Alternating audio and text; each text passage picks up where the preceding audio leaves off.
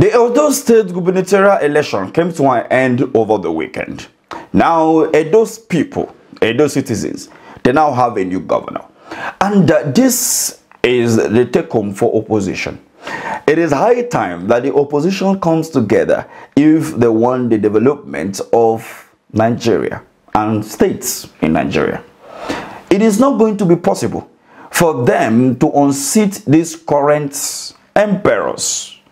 They need to work hard, especially His Excellency Mr. Peter Obi and the Obedient Movement need to wake up and understand that politics is not about emotions and it is not about, the English that we are speaking every now and then. Action, specific action. Remember that the president said in China the other day when he said, you have to take some tough decision if you want to have a national consensus. If you watch that particular video. This reform is taking a very bold and hard decision. What is the critical path to get us there? If we cannot take hard, painful decisions to pave the way, it's not all about politics. If you are afraid of taking the hard decision when it is time to do it, you probably will not be able to build a national consensus any day, anytime.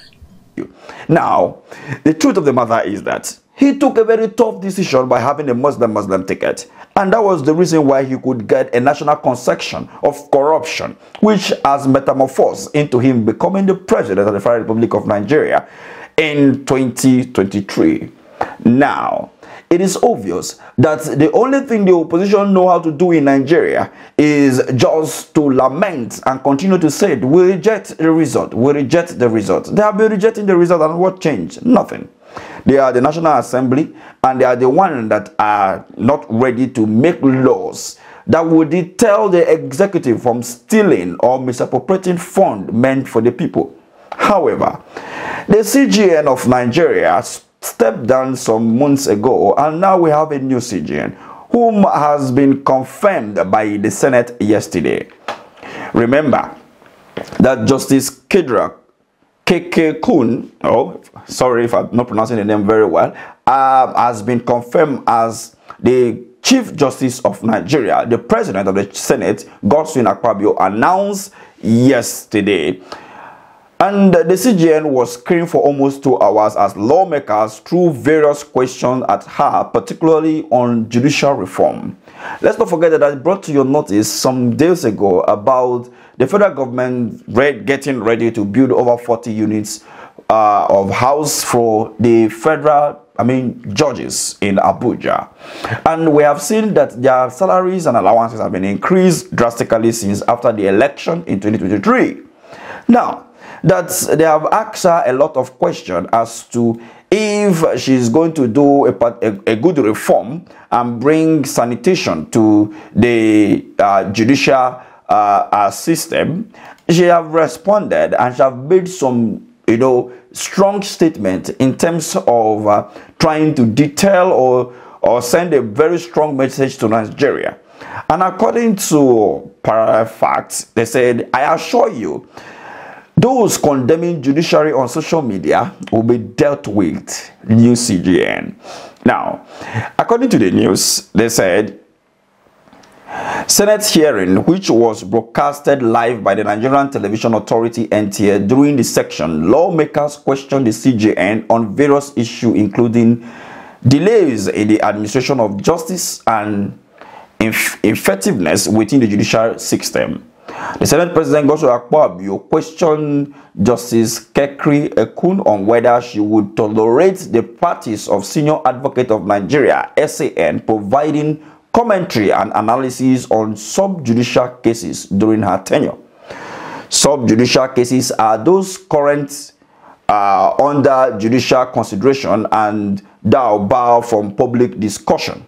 In response to the acting C.J.N assured that as chairman of the Legal Practitioner Privilege Committee, LPPC, we will ensure those who are in the habit of speaking on social media, condemning the judiciary,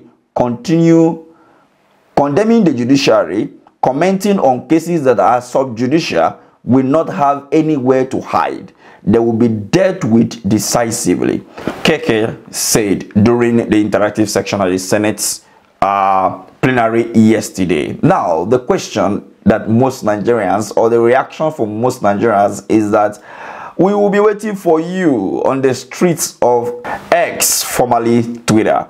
And the question here that some of them are asking is that the APC wants actually Nigeria to remain as a democratic state. While will the Senate President be asking such a question? Is this directed to some lawyers who make statements or say some certain things on Nigerians? I'm not the one to explain that to, but then when you look at this carefully, what will be the end product of all of this drama playing at the National Assembly with the new C.J.N? Is it true that she will be able to sanction Nigerians or lawyers who will be making any form of statement, or for any case that is in court as a lawyer, you have no right to talk about it, or as a Nigerian, you should not be talking about it, or the case is out from the court? Back to a new election. Remember that the election tribunal will soon sit as the PDP heads to court. It's obvious that nothing will come out of it, because the INEC said in 2023 that the opposition to go to court. They went to court and they saw what came out.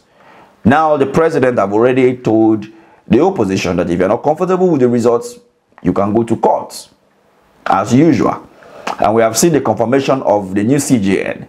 So work is ongoing already, and let's watch and see what will really happen. What do you make of all of this?